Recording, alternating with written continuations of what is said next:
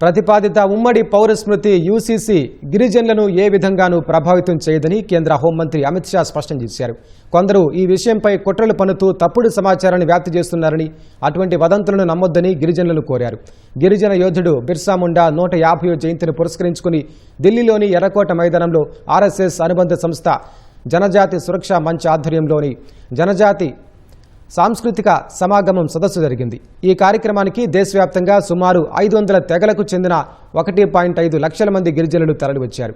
ఈ సందర్భంగా ప్రసంగించిన కేంద్ర హోంమంత్రి యూసీసీ అమలు చేస్తున్న బీజేపీ పాలిత రాష్ట్రాల్లో గిరిజన వర్గాలను దాని పరిధి నుంచి దూరంగా ఉంచేందుకు ప్రత్యేక నిబంధనలను రూపొందించారని తెలిపారు.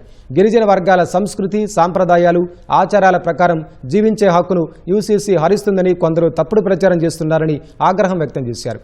గిరిజనులు, ఆదివాసులపై యూసీసీలోని ఏ నిబంధనను విధించబోమని స్పష్టం చేశారు. గత ప్రభుత్వాలు గిరిజన సంక్షేమం కోసం 28,000 కోట్లు కేటాయిస్తే తమ ప్రభుత్వం 1.54 లక్షల కోట్లకు పెంచిందని అమిత్ షా వెల్లడించారు.